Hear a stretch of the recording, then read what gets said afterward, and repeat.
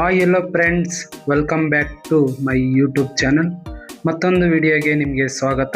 ಇವತ್ತಿನ ವಿಡಿಯೋದಲ್ಲಿ ನಾನು ನಿಮಗೆ ಬೆಂಡೆಕಾಯಿ ಮಸಾಲ ಮಾಡೋದು ಯಾವ ಥರ ಅಂತ ಹೇಳ್ಕೊಡ್ತಾ ಇದ್ದೀನಿ.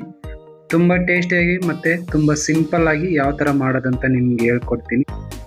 ನೀವಿನ್ನೂ ನನ್ನ ಚಾನಲ್ ಸಬ್ಸ್ಕ್ರೈಬ್ ಆಗಿಲ್ಲ ಅಂದರೆ ಸಬ್ಸ್ಕ್ರೈಬ್ ಆಗಿ, ಇಷ್ಟ ಆದರೆ ಲೈಕ್ ಮಾಡಿ ಮತ್ತು ಶೇರ್ ಮಾಡಿ.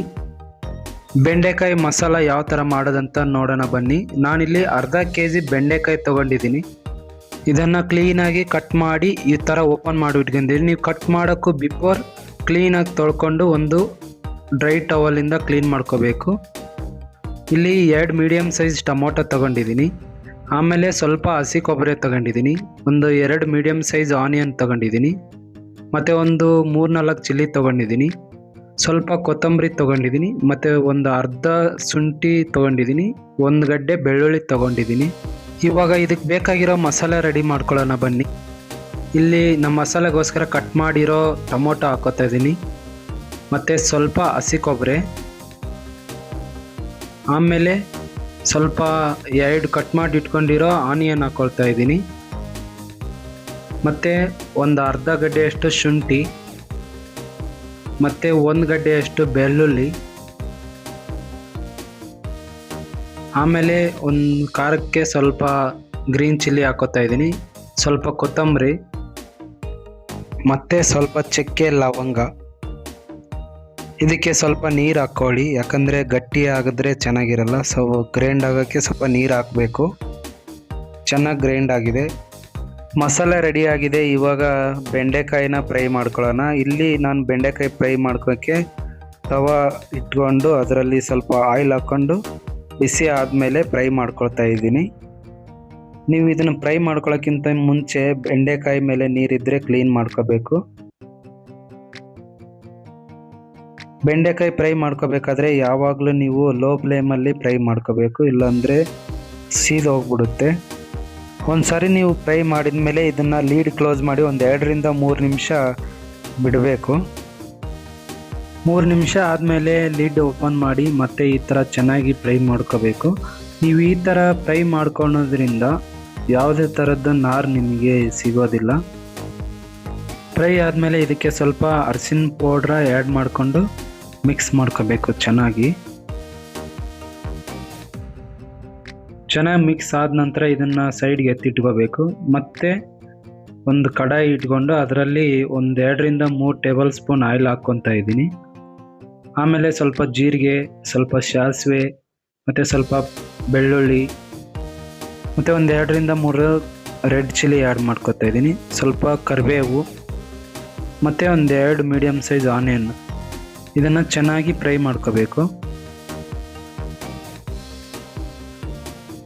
ಲೋ ಫ್ಲೇಮಲ್ಲಿ ಮಾಡೋದ್ರಿಂದ ನಿಮಗೆ ಸೀದಲ್ಲ, ಕೆಳಗಡೆ ಸೀದ್ ಹೋಗೋಂಗಿಲ್ಲ. ಈ ಥರ ಚೆನ್ನಾಗಿ ಮಿಕ್ಸ್ ಮಾಡ್ಕೋಬೇಕು. ಚೆನ್ನಾಗಿ ಮಿಕ್ಸ್ ಆದ ನಂತರ ಇದಕ್ಕೆ ಲಿಡ್ ಕ್ಲೋಸ್ ಮಾಡಿ ಒಂದು 2-3 ನಿಮಿಷ ಬಿಡಬೇಕು. 2-3 ನಿಮಿಷ ಬಿಟ್ಟ ಮೇಲೆ ಇದಕ್ಕೆ 1 ಸ್ಪೂನಷ್ಟು ಚಿಲ್ಲಿ ಆ್ಯಡ್ ಮಾಡ್ಕೊತಾ ಇದ್ದೀನಿ. ಮತ್ತು 1 ಸ್ಪೂನ್ ಧನಿಯಾ ಪೌಡ್ರ್ ಆ್ಯಡ್ ಮಾಡ್ಕೊತಾ ಇದ್ದೀನಿ. 1 ಸ್ಪೂನ್ ಗರಂ ಮಸಾಲೆ ಆ್ಯಡ್ ಮಾಡ್ಕೊತಿದ್ದೀನಿ. ಮತ್ತು ಟೇಸ್ಟ್ಗೆ ಸ್ವಲ್ಪ ಸಾಂಬಾರು ಪೌಡ್ರನ್ನ ಆ್ಯಡ್ ಮಾಡ್ಕೊತಾ ಇದ್ದೀನಿ. ಇದನ್ನೆಲ್ಲ ಆ್ಯಡ್ ಮಾಡ್ಕೊಂಡ್ಮೇಲೆ ಚೆನ್ನಾಗಿ ಮಿಕ್ಸ್ ಮಾಡಿ ಫ್ರೈ ಮಾಡ್ಕೋಬೇಕು. ಈ ಥರ ಬ್ರೌನ್ ಕಲರ್ ಬರೋವರೆಗೂ ಫ್ರೈ ಮಾಡ್ಕೋಬೇಕು.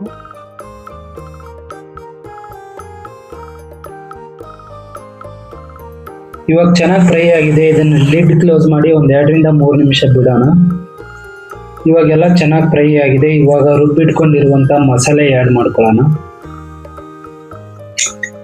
ಮಸಾಲೆ ಆ್ಯಡ್ ಮಾಡಿಕೊಂಡು ಚೆನ್ನಾಗಿ ಮಿಕ್ಸ್ ಮಾಡ್ಕೋಬೇಕು. ಈ ಥರ ಚೆನ್ನಾಗಿ ಮಿಕ್ಸ್ ಆದ ನಂತರ ಇದಕ್ಕೆ ನಾನು 1 ಕಪ್ ಕರ್ಡ್ ಆ್ಯಡ್ ಮಾಡ್ಕೊತಾ ಇದ್ದೀನಿ. ಮೊಸರು ಏನಕ್ಕೆ ಆ್ಯಡ್ ಮಾಡ್ಕೊತಾ ಇದ್ದೀನಿ, ಮಂದ ಬರುತ್ತೆ, ತುಂಬ ಚೆನ್ನಾಗಿರುತ್ತೆ, ಟೇಸ್ಟ್ ಬರುತ್ತೆ. ಇದೆಲ್ಲ ಆದಮೇಲೆ ಇದಕ್ಕೆ ಅವಾಗೆ ಫ್ರೈ ಮಾಡಿ ಇಟ್ಕೊಂಡಿರುವಂಥ ಬೆಂಡೆಕಾಯಿ ಆ್ಯಡ್ ಮಾಡಿಕೊಂಡು ಚೆನ್ನಾಗಿ ಮಿಕ್ಸ್ ಮಾಡ್ಕೊತಾ ಇದ್ದೀನಿ. ಆಮೇಲೆ 1 ಸ್ಪೂನು ನಿಮ್ಗೆ ಎಷ್ಟು ಬೇಕೋ ಅಷ್ಟು ಸಾಲ್ಟ್ ಆ್ಯಡ್ ಮಾಡ್ಕೋಬೋದು ನೀವು, ಉಪ್ಪು ರುಚಿಗೆ ತಕ್ಕಷ್ಟು.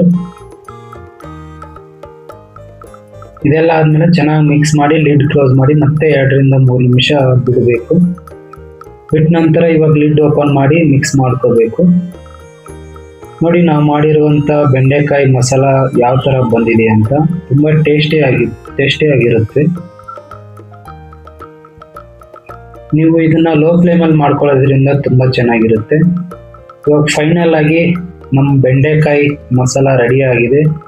ಸೊ ನೋಡಿ ಯಾವ ಥರ ಫ್ಲೇವರ್ ಕಾಣ್ತಾ ಇದೆ ಅಂತ. ತುಂಬ ಟೇಸ್ಟಿಯಾಗಿ ತುಂಬ ಸ್ಮೆಲ್ ಗರಂ ಆಗಿ ಬರ್ತಾ ಇದೆ.